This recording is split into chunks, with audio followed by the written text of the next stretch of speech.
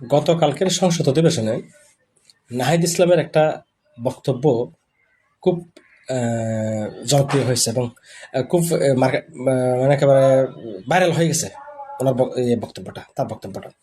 তাহলে তার বক্তব্যটা কিন্তু 30-35 মিনিটের বিশাল একটা বক্তব্য। আমি পুরো বক্তব্যটা একেবারে ফুঙ্কান রূপে শুনেছি। শোনার পরে আমার কেন জানি মনে হয়েছে অদূর ভবিষ্যতে এই বাংলাদেশের রাষ্ট্রের হাল ধরার জন্য এই ছেলেটা যথেষ্ট উপযুক্ত এবং সে উঠে আসবে। কেন জানি মনে হচ্ছে আগামীর খণ্ডতার হবে, এই দেশের সে হাল ধরবে একটা সময় এসে। তার কথা মাধুর্য, তার কথার ভঙ্গি আমার এরকমই মনে হয়েছে।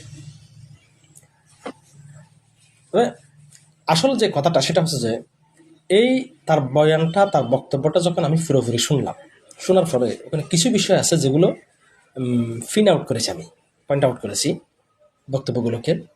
এই বক্তব্যগুলোর মধ্যে সবচেয়ে বেশি যে জরুরি জিনিসটা আসছে সেটা হচ্ছে যে মুক্তিযুদ্ধ এবং 2024-এর স্বৈরাচার বিরোধী আন্দোলন মানে গণঅভ্যুত্থানের বিষয় যেটা আসছে। তো এই কথাগুলোর ভিতরে সে কয়েকটা কথা খুবই মূল্যবান কথা বলছে। যারা আমাদের দেশে বর্তমানে 2024-এর যে গণঅভ্যুত্থান এবং 1971 সালের যে মুক্তিযুদ্ধ, এটাকে যারা একসাথে গুলাই ফেলে, এই লোকগুলো হয় এই লোকগুলো পাগল, নতুবা এগুলো দান্দাবাজ, সুতিয়া আর কি।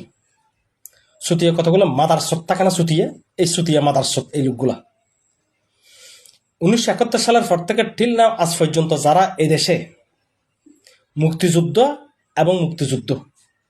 এবং রাজাকার এই সমস্ত বিষয়গুলো নিয়ে যে চেতনা ব্যবসা করছে, যারা এই চেতনা ব্যবসায়ী যারা আছে, তারাই হচ্ছে এই দেশের সবচেয়ে মারাত্মক ক্ষতির বিষয় হয়ে দাঁড়িয়েছে। এই চেতনা ব্যবসায়ীরা, এই মাদারচোদ চেতনা ব্যবসায়ীরা এই দেশটাকে আজকে ধ্বংসের মুখে ঠেলে দিয়েছে। দেশ ভারত পাকিস্তান বাক হওয়ার পরে ভারত কোথায় চলে গেছে, পাকিস্তান কোথায় চলে গেছে, আর আমরা কোথায় পরে আছি এই শালা সুতিয়া মাদারচোদ চেতনা ব্যবসায়ীদের কারণে। আজও দেখলাম যে এই দেশ থেকে তো হাজার হাজার কোটি টাকা চেতনা ব্যবসায়ীরা মেরে দিয়ে দেশ থেকে পালিয়ে গেছে, চলে গেছে দেশ থেকে।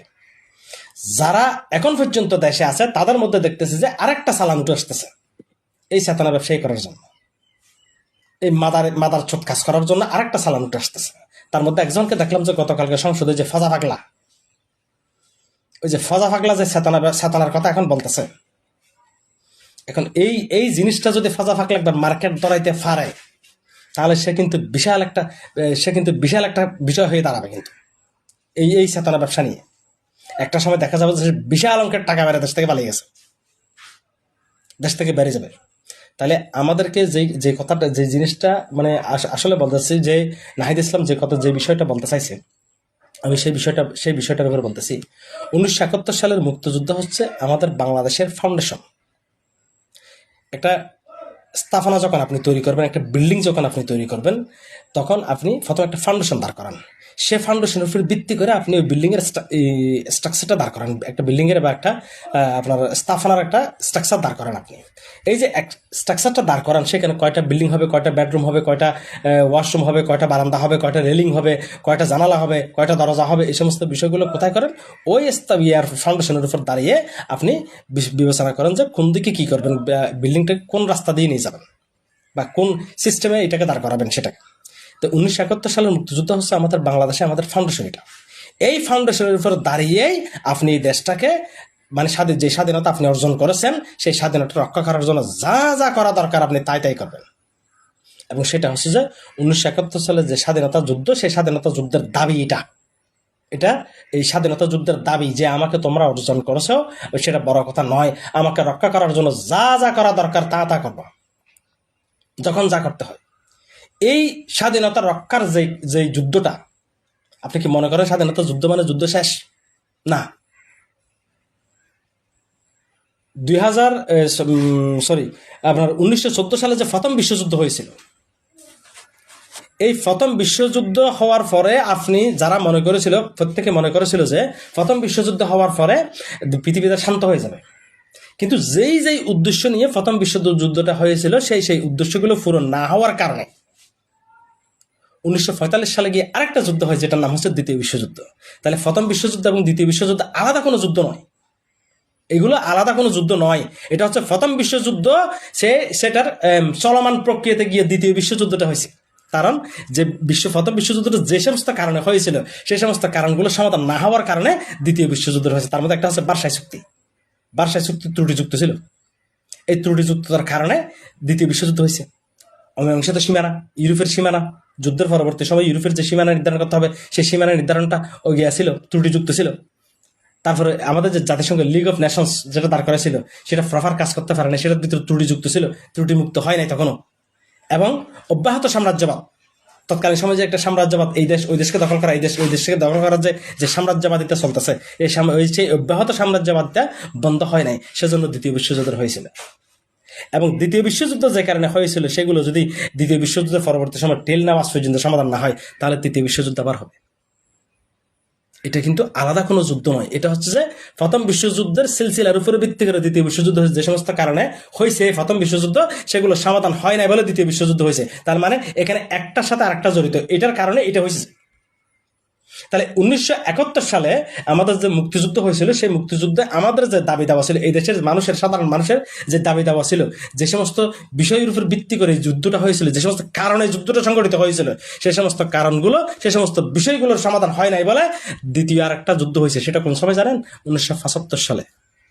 1975 সালে যে অভ্যুত্থান সংঘটিত হয়েছিল, সেটা ওইটার কারণে হয়েছিল। ওই 1971 সালের যুদ্ধের সিলসিলা হচ্ছে এটা। এবং 2090 সালে যে গণঅভ্যুত্থানটা ঘটেছিল, সেটা কিন্তু ওই 1971 সালে সিলসিলারই যুদ্ধ।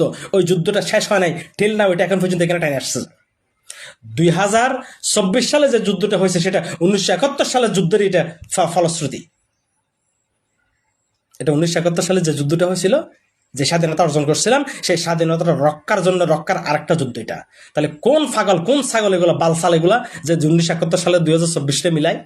1971 সাল হচ্ছে আমাদের ফাউন্ডেশন, এই দেশের ফাউন্ডেশন। এটা এই ফাউন্ডেশনের উপর দাঁড়িয়ে এই দেশটাকে রক্ষা করার জন্য, এই দেশের স্বাধীনতা রক্ষা করার জন্য যখন যা করতে হবে, যুগে যুগে মানুষ তাই করবে।